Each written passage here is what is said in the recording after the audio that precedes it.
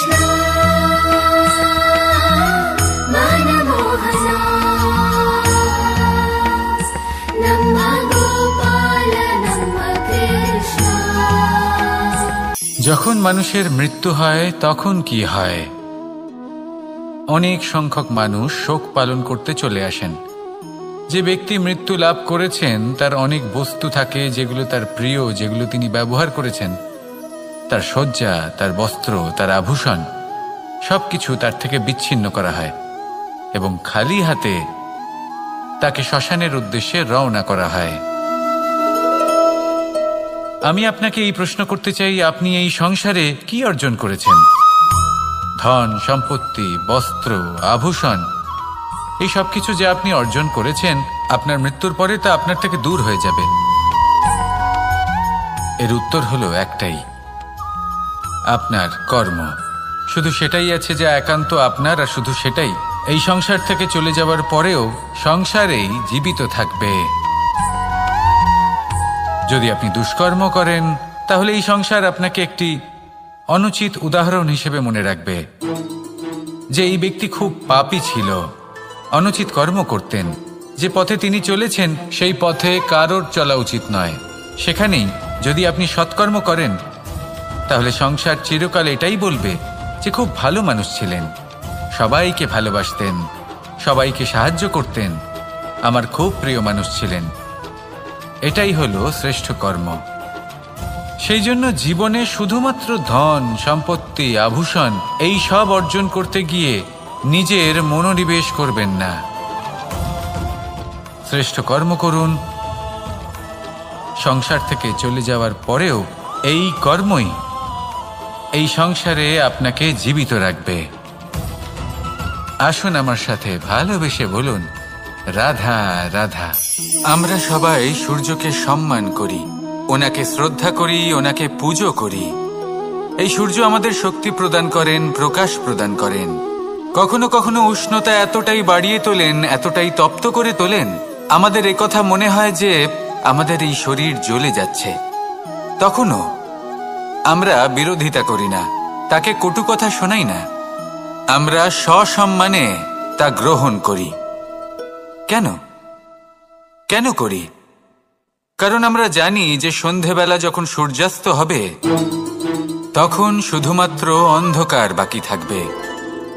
ঠিক কিছুটা এরকমই হয় আমাদের মাতা পিতাও, যিনি আমাদের জন্ম দেন, আমাদের ভরণ পোষণ করেন, আমাদের বড় করেন, আমাদের প্রেম প্রদান করেন।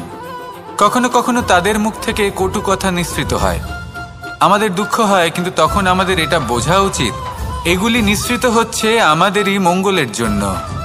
যেমন সূর্যদেব, উনিও উত্তাপ দিয়ে থাকেন আমাদেরই মঙ্গলের জন্য, যাতে ফসল পাকতে পারে, যাতে জল বাষ্প হয়ে মেঘ হতে পারে, বৃষ্টি হতে পারে, আর এই সংসারে নিরন্তর জলের প্রবাহ থাকে। আমাদের মাতা পিতা, তাদের কঠোর আচরণ, তাদের কঠোর অনুশাসনের পেছনে লুকিয়ে থাকে ওনাদের ভালোবাসা। আমাদের তা বুঝতে হবে, সসম্মানে ওনাদের গ্রহণ করতে হবে। কারণ ঠিক সূর্যাস্তের পরে যেমন চতুর্দিক অন্ধকারচ্ছন্ন হয়ে যায়, তেমনি আমাদের জীবন থেকে যখন আমাদের মাতা পিতা চলে যায় তখন আমাদের জীবনেও শুধু এবং শুধুমাত্র অন্ধকারই ছেয়ে থাকে। সেই জন্য নিজের মাতা পিতাকে সম্মান করুন, ওনাদের ভালোবাসা প্রদান করুন। এই মন আর এই জীবন প্রসন্ন হয়ে বলবে, রাধা রাধা। পরিস্থিতি কখনো এটা ভালো থাকে, আবার কখনো মন্দ হয়ে যায়। কখনো এই পরিস্থিতি আমাদের পক্ষে থাকে, আর কখনো এই পরিস্থিতি অনুযায়ী আমাদের চলতে হয়, কোনো বিকল্প থাকে না। কিন্তু যখনই এই পরিস্থিতি খারাপ হয়ে যায় তখন কি করা উচিত সেই প্রশ্ন মনে জেগে ওঠে। পরিস্থিতি যখন প্রতিকূল হয় তখন আমরা কিছু হারালে তা হারিয়ে ফেলি, ঠিক আছে, কিন্তু যা বাকি আছে সেটা আমরা আগলে রাখতে পারি। পরিস্থিতিকে সামলে রাখার চেষ্টা আমরা অবশ্যই করতে পারি, শুধু সেটুকুই আমাদের হাতে রয়েছে। কিন্তু এর থেকেও বড় সমস্যা আছে, অহংকার। কখন প্রবেশ করে আমরা জানতেও পারি না। এই অহংকার আপনাকে বুঝতেও দেবে না যে আপনি সত্যি কিছু হারিয়েছেন। আপনার কিছুই যাবে আসবে না।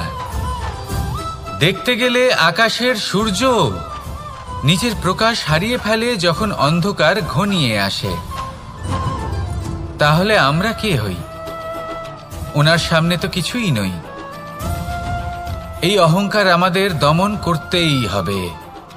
এটা বিশ্বাস করতে হবে যে এই সমগ্র সৃষ্টিতে আমরা শুধুমাত্র একটা কণা, তার থেকে বেশি আর কিছুই নয়। বিশ্বাস করতে হবে যে আমরা ততটাও বড় নই যে কখনোই কিছুই হারাবো না। এবার যেদিন এই জ্ঞান আপনি আত্মস্থ করে নিজের আচরণ পাল্টাবেন, মনে রাখবেন সেই দিনই অহংকারকে দমন করতে আপনি পথে অগ্রসর হয়ে পড়েছেন। এই অহংকারকে দমন করুন আর আমার সাথে ভালোবেসে বলুন, রাধা রাধা। আমি দ্বারকাধীশ এবং আমার সভাতে বিভিন্ন সময় বিভিন্ন ধরনের মানুষ আসেন, নিজেদের দাবি নিয়ে, নিজেদের ইচ্ছে নিয়ে। কখনো কেউ ভোজন চান, আবার কখনো কেউ ওষুধ। কখনো কেউ বস্তু চান, কেউ আবার চান বস্ত্র। কারোর জ্ঞান চাই, কারোর ধন চাই, আবার কারোর বাসস্থান। অনেক সময় আমি এই অনুরোধ, এই ইচ্ছে পূর্ণ করি না। এবার আপনি এটা ভাবতেই পারেন যে কৃষ্ণ তো তাহলে লোভী, ওর কাছে তো সবকিছুই রয়েছে, তারপরেও সে নিজের প্রজার ইচ্ছে পূর্ণ করে না, তাদের সমস্যাগুলি বুঝতে পারে না, তাদের সুখ স্বাচ্ছন্দ্য প্রদান করে না। আসল সত্য হলো এটাই যে কোনো সবল ব্যক্তি, যে কোনো গৃহস্থ ব্যক্তি যে কাজ করতে সক্ষম, তার পরিশ্রম দ্বারাই নিজের প্রয়োজনগুলি এবং ইচ্ছেগুলি পূরণ করা উচিত। এটা অত্যন্ত প্রয়োজনীয়। আর এগুলো তিনি করতে পারেন শিল্প, ব্যবসা, আচরণ অথবা জ্ঞানের ভিত্তিতে। এই পথে চলতে হবে, পরিশ্রম করতে হবে, তবেই সে কিছু অর্জন করতে পারবে। এবার এমন কোনো ব্যক্তি যার এই সব কিছুতে কোনো রুচি নেই, যে কিছুই করতে চায় না, সে কিছুই অর্জন করতে পারবে না। এবার এরকম কোনো ব্যক্তিকে যদি আমি কোনো বস্তু প্রদান করি, তাহলে কি হবে? সে পরাধীন হয়ে যাবে, আর সেটা উচিত হবে না। তাহলে কি করা উচিত? তাকে পথ দেখানো, তাকে বোঝাতে হবে যে কোন পথে চলে তুমি নিজের লক্ষ্য প্রাপ্ত করতে পারবে। শিল্প, জ্ঞান, আচরণ এবং ব্যবসা, এই পথে কিভাবে চলে সেটা শেখাতে হবে। আর আমি সেটাই করি। তার ফলে কি হয়? ব্যক্তি স্বাধীন হয়ে যায়। সংসারে সে যা চাইবে তাই প্রাপ্ত করতে পারবে, কখনো কারোর থেকে কিছু চাইবার প্রয়োজন পড়বেই না। এই কথাটা সবসময় মনে রাখবেন। যখনই দান করবেন তা ভাবনা চিন্তা করে এমনভাবে দান করবেন যাতে সামনের ব্যক্তি স্বাধীন হতে পারেন, পরাধীন নয়। আসুন আমার সাথে ভালোবেসে বলুন, রাধা রাধা।